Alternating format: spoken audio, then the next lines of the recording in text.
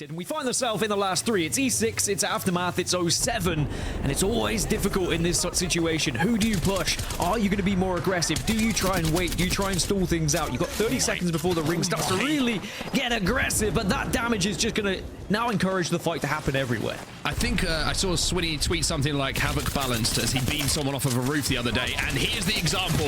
Swinny's found his gun, everyone, and let me tell you, it does damage. That is another clean wipe. Nobody goes down. The shield swaps are comfortable, and now it is a 3v3, but damage already been done. And I tell you what, I don't see E6 losing this one, but I stand corrected. The knocker's coming from Nags. Yeah, this is going to be so important if you can get the damage done, but Swinny has the digi threat, and he gets the Havoc out of the back pocket. Just needs to reload, you imagine. But this is so difficult in the smoke, and he can't get it done. 07 holding the position for the majority of the game, get the victory. Nasky's going to be happy again. It doesn't matter if it takes 2, 3, 4 takes. He'll get it done. You can see Cold and Infinite going at it. The Dark Veil goes down to allow Cold to cross to try and finish off Infinite here. Aimbot, though, he gets the bat off. But look at all the grief that's happening from the northern side. Alliance just being a nuisance right now. Wall goes down as well. They've had to give up their height. Aimbot needs to get this battery popped because he has a wingman. He can turn a fight. And look at this Cold, who tried to extend to take down the final two players of Infinite. Took so much damage in the back from the likes of Alliance, from the likes of Passion, that now they are in a problem themselves. Infinite Aimbot manages to get one. But can he survive? This has been survivability at its best coming in from these two players. Yeah, really impressed with how they've been able to hold off all of these teams, and the wingman has played a big part in that, but they're unlikely to win the game from this position. Now it's just about damage control. Get as much KP, get as far as you can into placements as another team arrives, but another team is held off. Mind eliminated, Infinite still going, and it's gonna be more shreds coming through, but I don't think they're gonna be able to survive for much longer. Passion go down, and they're into the top three. They're into the top three, and he's still got the wingman. He's still got an opportunity to get another. Aimbot takes another down. Infinite finally fall, but it's ALGS and Hungry versus Alliance to see who is going to be champion in our game number 2. Alliance up on the high ground. ALGS and Hungry, they had to stick a res themselves. Damage comes in from Effect, and now you're going to see Hackett's trying to move in with a shield swap, trying to swing with his digi on the R9. And maybe it can be another victory for Yuki to put under his belt before he leaves the squad, because they've got the damage, and this should just be clean up now. Easy as that. 1, 2, 3. Alliance take match number 2. Homer Simpson meme in mind. Do it for Yuki, Alliance, and that's exactly what they do in game number 2. So Cold are okay right now, but my worry for them is they're very visible to the 3 teams that are in the side building. Cold, what they need is the teams in the buildings to fight each other, and then they slowly make their way up and find a position to kind of work with. And this is winnable from Cold's position. I think this is winnable from both Cold's position and East. Actually, I'd say every team, bar maybe Passion, has a really good spot of winning, a really good chance of winning. Passion I'm worried for because they're kind of stuck in this building, and usually if you're the team within the building, you get focused quite a lot. So Passion will have to do something special. Well, E6, the only thing that might stop them is maybe meds, maybe ammo, because they did move to this spot, excuse me, a little bit earlier than everyone else, but they are going to have fantastic information. Scan comes in, they know they're going to be moved up on, but they get smoked off themselves. 07 looking to have a little bit of a push as well, but look at this from Slap, by the way. He is a turret right now. He is looking all directions, dealing damage to everyone, which slows those rotates for just a few seconds. And this is such a good call from Cold, though. Cold are slowly walking up and finding playable space here, just behind this truck, just behind this little trench that they can work with. All they're doing is staying out of enemy sight lines. They have that wall now to work with, and the zone is going to force these teams off the building. So Cold, they just need to stay healthy. If they can stay as a 4-3, this could be winnable, but they just have to be careful that they don't get jumped on here. Respawn Beacon just called in to give a little bit more cover here from 07, but the wingman, Dan, we've mentioned it so many times already in the first 2 games. It can be a difference maker. One headshot, 95 damage. It changes a fight almost immediately. And that is in the hands of 07, so if they can hit a few shots here, then that might be the difference maker. But E6 are going to try and make their move. They try and use the grav lift just to avoid all of the Bangalore rolls coming down, and they are going to land on their side of the wall, and now they can spray, now they can pray and see if they can pick up the KP onto 07. So much damage being done, so many teams being involved in this one as well, but who's going to take it here? Element 6 will be eliminated. Cold will be eliminated as well. It's 0-7 who survive all of that carnage. Amphi still has the wingman. He also has some smokes to play with, but it's a 2v2 situation now. Naski gets the shield swap as well. And now, look at the angles being taken by Amphi. The controller man, who was picked up to do exactly this, is moving in to close this game out. 0-7 win 2 games already today out of the 3. Stormpoint, the issues have been addressed. What a performance from 0-7 as well. They held that. I mean, the great thing here for Vamo Querer as well is I'm pretty sure they're playing Watson in their composition, which means that Bangalore Ultimate gets kind of taken out of the equation. Smokes get taken out of the equation a little bit if they're fired in as well. Grenades get taken out of the equation, and it becomes a very easy game for them to manage. They don't have to worry about some of the abilities of legends that are in the game. Cybercats now using that portal, like you mentioned, to try and get into a safe position and away from the traffic. If they can do this, they can shoot back at everyone trying to move in, but Ranches will fall. Stay Healthy will be eliminated in the meantime. And now Zanaya is trying to get those caustic barrels down just to provide some cover.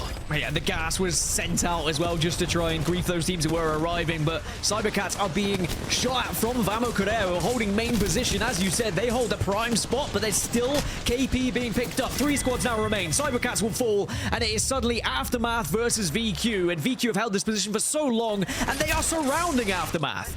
They have great positioning here as well. They have a great spread. They're trying to make sure that every angle that they try and move from is going to be cut off. Aftermath trying to isolate one play. They do get the smokes down. They do have a digi, but there's damage coming in from the back from Kashira. Should be enough here to open the door for Vamo Querer to finally not just put points on the board here in the first game on World's Edge, but pick up a first win. Vamo Querer return to the fore and finally find some form.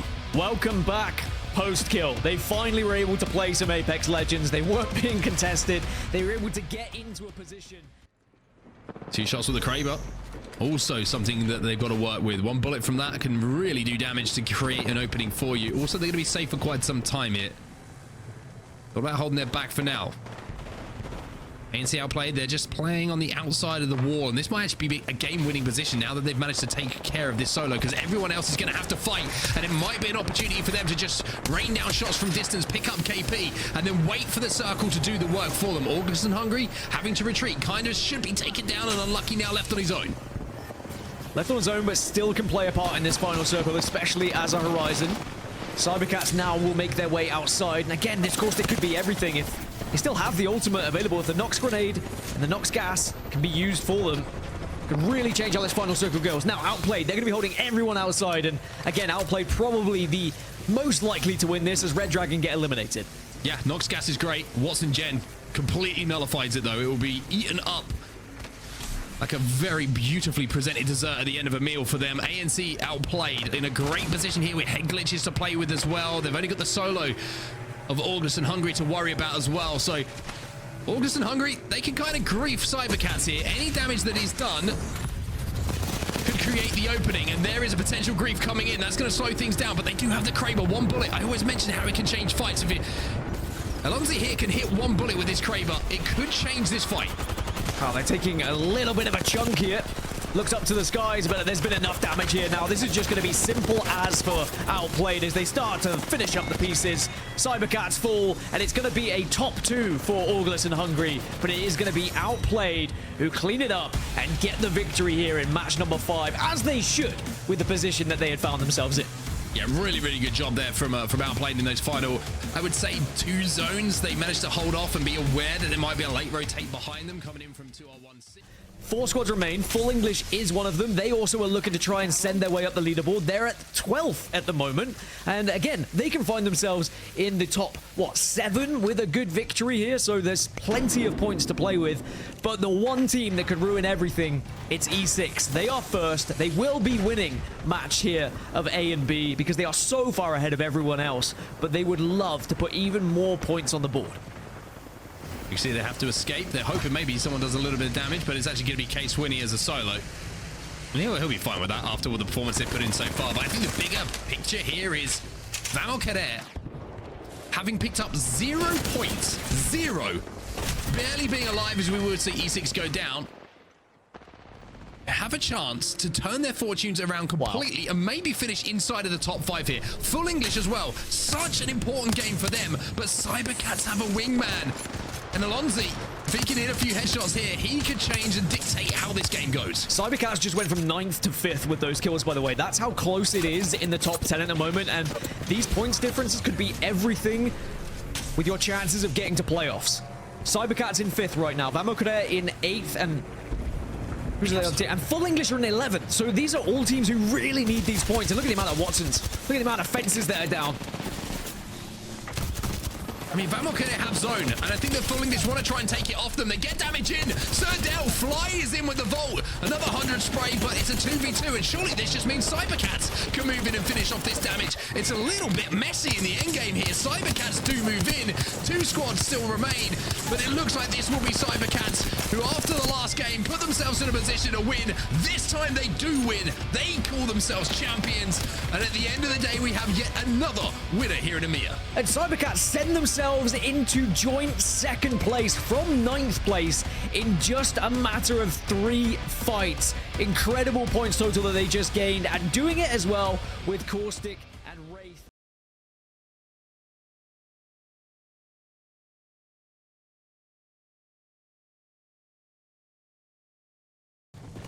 Well, it's SSG, or as Dan Gaskin coined them, the Jack lads, who are in a great position to maybe win this game. And what a start that would be to SSG re-entering into the Apex Legends Global Series. But GG are going to have something to say about that. But it's interesting that we've got DarkZero, our number 1 team, and then everyone else in the lobby at the moment you're kind of looking at, and I'm excluding Sweet as the solo, as maybe teams who have something to prove in this lobby today. SSG are going to force the Dark Veil, and now they will back up after DarkZero tried to make a play. Nano did get the knock onto Gen though, and now they're hoping that someone else will try and make a play off of this. Remember, SSG coming off of the back of a victory on match day 3. They are hot right now, and they really want to be able to continue that momentum. And this squad is looking more and more scary the more we see of them. And look how they're playing this one at the moment. They back off when they take a little bit of damage, they reset, and then they start to take more space once more. Oxygen are stuck between a rock and a hard place at the moment. They're certainly going to be griefed by Flat or GG, sorry. While Sweet is still alive as a solo rat right now. No, he's not. He's down. Now we have 4 squads remaining. It's a 3v3v3. Well, I see that Zero and Sykes are alive, and if you've been watching the internet recently, then you would have seen that there was some good communication between these two that was turned into a metal song. But this time, Zero's going to have to show his metal, but won't be able to. DarkZero eliminated. We're down to 3 as now Flat move in. Well, Flat move in onto SSG. As soon as they saw that damage was happening, they tried to press. They tried to get into a position where they could maybe take an angle, but now everyone kinds of resets here. So now it will be a 3v3v3, and everyone gets a little bit of a lull here whilst the Dark Veil is up to consider how they want to try and approach this. This is where ultimates are going to be huge. Who still has a Dark Veil? Maybe no one at this point, because I can see several on the map. Well, Flat have the zone. They have the advantage here, and they might be able to climb up and win this game, number 1. There's knocks on either side as well. Frex has gone down. Oxygen doing damage. It's about cleaning things up here for Flat, not allowing these shield swaps. They're going to get into position to rain down fire and close this game out, and Flat will be your game 1 winners. Wow, Flat soon to be the gaming gladiators, and I tell you what, they said see you in the Coliseum. It seems like they were more than ready for match day 4 here in North America. Yeah, as long as none of the other teams kind of jump out and send it onto TSM, they certainly are in prime position at the moment. And that's also, I think, why they want to inflict as much damage onto Oxygen and make other teams aware that Oxygen are there. If you fire bullets towards them, suddenly everyone else realizes there's players there they have to worry about, and then that is less gunfire that's going to be on TSM. As now Circle beginning to close here and beginning to force these teams together. Oxygen do get eliminated, but now Elev8 are going to be fighting Complexity, and now Optic joins in as well. Mazer gets big damage with that grenade, but the only problem is he hasn't got any bullets in his gun, has to reload. Can they finish off this fight, EA? Can they stay healthy enough to get their teammates back on their feet as well? They win the fight by the looks of things. 2 teammates have gone down from Optic. There's only 1 alive, and that's going to be knocked, and they might be able to pop this res. Complexity are going to be the biggest threat here to TSM. They are the healthiest, and Complexity doing very well to stay away from this fight. Optic Don't take any damage. Let everyone else do the damage for you, as Optic will be eliminated, and maybe Elev8 might get back up to a full 3 here. Yes, they will, and they have a chance to reset. We've got a 3 versus 3 versus 3. 3v3v3. Complexity inside of the building. How makes the move to take the height? We mentioned how one issue could be ammo here. Oh my. He's found a Mozambique in the second. Little pill to at least give him a little bit of a secondary to play with. How trying to take the high ground, trying to trap all these teams inside of this building and commanding where they have to go. And and also putting himself in a position where he can do some damage with that R9. He can do a lot of damage. As long as he doesn't get kind of Horizon grav lifted on, then Hal is in a great position right now. Both Dark Veils are down. Speaking of grav lifts, up into the air go Elevate, and they do crack and knock Hal. This could be great news for Complexity. And once again, it's Zap with that wingman, right? It's wingman on wingman action. You're going to see Rebs trying to respond with the wingman himself now. Does some damage, but there's piercing spikes around him. The zone is closing behind him, and if he's not careful, he might die to zone. 3 squads still remaining, but Rebs is the last remaining member of TSM, and he barely has any health. TSM will fall as E8 now move in to try and finish off this game. It's Shubi on his own. Shubi can't do it, and Complexity will be your champions here in game number 2. Wow, Complexity play that final circle to perfection. They didn't get kind of excited about potential kills that were happening below them. They stayed and they held their ground and they waited. Did damage, moved in off the back of it, and like you say, taking a few teams down with them as we find ourselves with 7 squads now remaining. DNO are going to be in a good position to just wait out this Ultimate coming down from the sky from the Bangalore. The Rolling Thunder not going to be doing anything here as Oxygen continue to just command space in and around the end game here. It's an opportunity we need to take. Oxygen listening is available. Let's jump in. Killing you. Yeah. Can we take our spot back? Yeah. Are they walling us? Safe on me. Safe on me from Bangalore. Stare at this wall. From the main slide, stare at this wall. Another Bangalore. Safe here. Safe on me too. Listen, we want to take space back here. I think I'm gonna ult above us. I'm gonna ult above us soon. I am too. So, on me, solo bang. Here. Fight him. Cue me. I got him. I ulted our top, by the way. Yeah, I'm peeking this with you. I'm peeking this. I can't see. Kills. Stay on me. It's walled off. I know. Can we nade to the wall? Heal, Vane, heal. Yes. Shoot this wall when it drops, okay? Yeah. Stay on me. I'm hiding behind my conduit ult. You could do the same. Go, We Vane. win the game, boys. Look at our spot. Yeah, we should clear height, Vane. I think we should clear height when this wall drops. Okay. They're in a pin. In the corner of the pin. Beam, so much damage. I'm point it back. Bang dead. It's 2 more in a quarter. Just spray the knock. kill him, It's a gray knock. we should kill him. Play my knock. It's a gray knock. Kill these guys. Yeah. I'm shooting too it. Oxygen now putting damage here down, but they're down to just 2.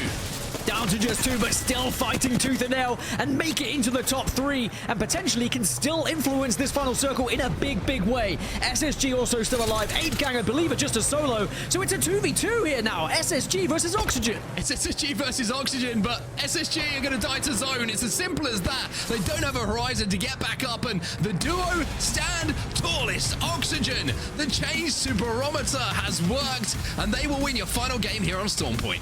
And they'll be delighted with that. They were probably concerned. SSG trying to make sure they've got armor swaps out as well, so that if they get pushed, they take damage, they can re-engage in the fight as quickly as possible.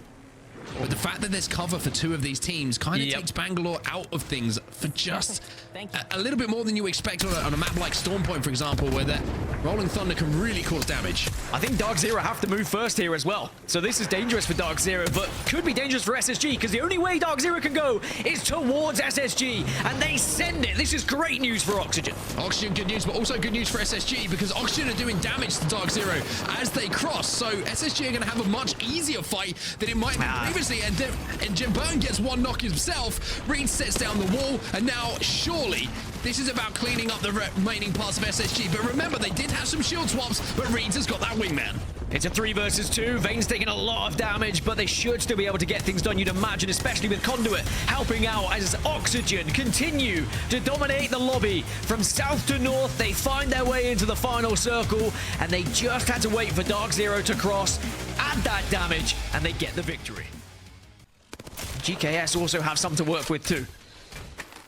Oh, he's only got 30 bullets or so to work with, though. That's one issue that might rear its head. Although he does have his teammate Sorcerer, who does have 190 bullets. Thank you.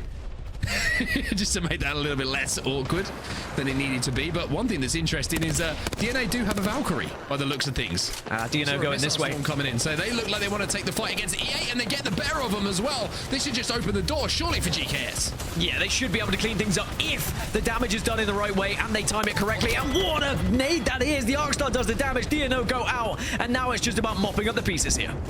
Shubi, last alive.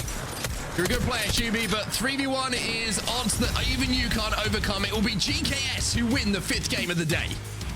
And again, it's just as we always see in Apex Legends, the team that has to move first often make that difficult call of do we try and play for second place? The DarkZero comes down, they full send it. Sadly, doesn't go their way. But Round 6 about to close. 5 squads. There is a solo wrap though. NA Gaming have a solo, but GKS I think are well aware of that below them. So I think, sadly for the last remaining player, it's probably going to be sent on, but it is the caustic. Crust can at least go out with a little bit of smelly gas alongside himself.